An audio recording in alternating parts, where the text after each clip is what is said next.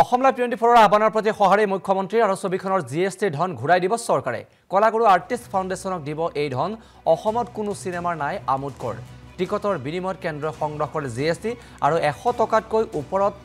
টিকটত 18% জিএছটি আৰু 100 টকাতকৈ কম টিকটত 5% জিএছটি এই জিএছটি সংগ্ৰহ কৰে কেন্দ্ৰীয় চৰকাৰে এমাহৰ পাছত ৰাজ্যক ঘূৰাই দিয়ে 50% ধন আৰু ধনৰাশি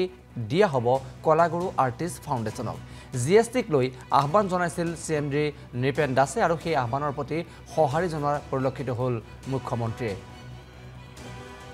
আমি পুনৰবাৰ জনাইছো এটা গুৰুত্বপূৰ্ণ খবৰ অসম লাইভ 24ৰ এটা বিশেষ আহ্বান আছিল আৰু সেই আহ্বানৰ প্ৰতি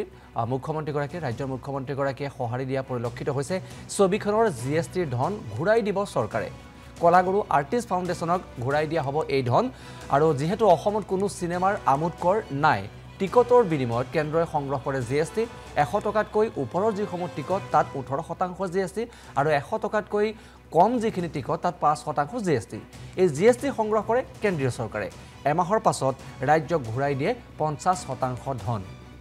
আৰু এবাৰ ধনৰাশি দিয়া হ'ব কলাগুৰু আৰ্টিষ্ট ফাউণ্ডেশ্যনক আৰু উল্লেখযোগ্য কথাটো হৈছে যে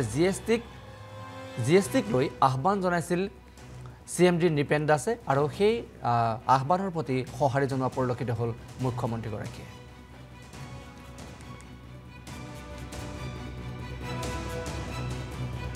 কোনো সিনেমাৰ ট্যাক্স এন্টাৰটেইনমেন্ট ট্যাক্স নাই কিন্তু ভাৰত চৰকাৰে সিনেমা টিকেটৰ বিনিময়ত এটা জিএছটি কালেকশন কৰে যদি 100 টকাতকৈ ওপৰত টিকেটৰ দাম হয় জিএছটি 18% লয় আৰু 100 টকাতকৈ যদি টিকেটৰ দাম কম হয় জিএছটি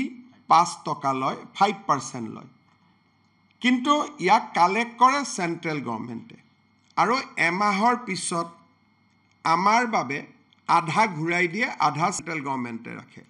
তাৰ মানে 18% যদি জিএছটি লয় তা 9% ৰাজ্য চৰকাৰে পায় 5% যদি জিএছটি লয় তাৰ 2.5% ৰাজ্য চৰকাৰে লাভ কৰে আমাৰ শিল্পী সকলোৰে মৰমৰ আদৰৰ জুবিন গাৰ্গৰ জীৱনৰ শেষ সিনেমা ৰৈ ৰৈ বিনালে সিনেমা হলত 31 তাৰিখে আহিব যিহেতু ট্যাক্স এক্সেম্পশন দিয়াৰ কোনো প্ৰভিজন নাই কাৰণ ট্যাক্স আমি কালেক্টে নকৰো ভাৰত চৰকাৰে কালেক্ট কৰে গতিকে যিখিনি জিএছটি এমাহৰ পিছত আমালৈকে ঘূৰি আহিব কালেকশনৰ একমাহ পিছত আমালৈকে ঘূৰি আহিব এই টকাটো আমি কি কৰিম তাৰ বিষয়ে আমি কেবিনেটত আলোচনা কৰিছিলো আৰু এই বিষয়ে আমি